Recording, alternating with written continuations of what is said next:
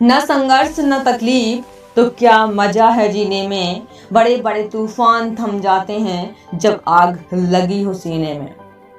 तेनालीरामा अपनी बुद्धि और हास्य के लिए प्रसिद्ध थे। बात उस समय की है जब वो राजा कृष्णदेव राय के दरबार के मेंबर नहीं थे। एक बार जब राजगुरु नगर विजिट के लिए निकले तो उन्होंने राजगुरु से दरबार में सम्मिलित होने और मनोरंजन करने का अनुरोध किया। तेनालीरामा ने अपनी लिखी कुछ हास्य पंक्तियां भी राजगुरु को दिखाई। राजगुरु ने उन्हें कह दिया कि ठीक है, मैं महाराज से बात कर तुम्हें बता दूंगा। कई हफ्ते बीतने के बाद भी राजगुरु का कोई जवाब नहीं आया तो तेनालीरामा ने खुद राजगुरु से मिलने का ठान लिया।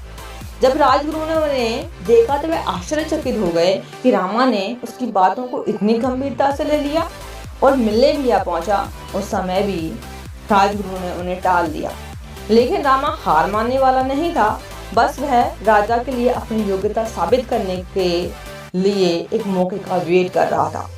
नेक्स्ट डे रामा दरबार में पहुंच गया, जहां एक प्रसिद्ध म्यूजिशियन राजा और उसके दरबारियों का मनोरंजन करा रहा था।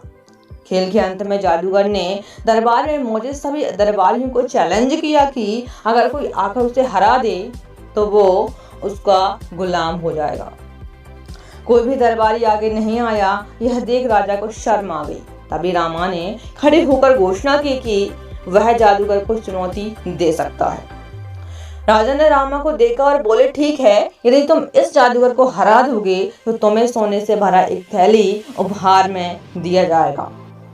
दूसरे दिन जब रामा दरबार की ओर जा रहे थे तभी उस जादूगर ने रामा को देखकर कहा, रामा, तुमने चुनौती स्वीकार कर गलत किया। तुम्हें सोने से भरी थैली तो नहीं मिलेगी। हाँ, मैं तुम्हें यह रेत से भरी थैली देता हूँ। जब जब तुम इसे देखोगे तुम्हें मेरी याद आएगी। और वहां से हंसकर चल दिया।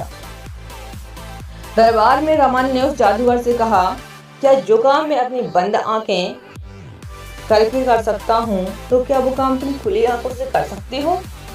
जादूगर ने बिना सोचे समझे हाँ कर दी।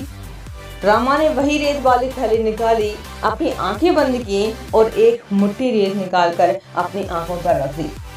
जादूगर ने तुरंत हार मान ली, क्योंकि वह जानता था कि वह अपनी आंखों के अंदर रेत नहीं डाल सकता।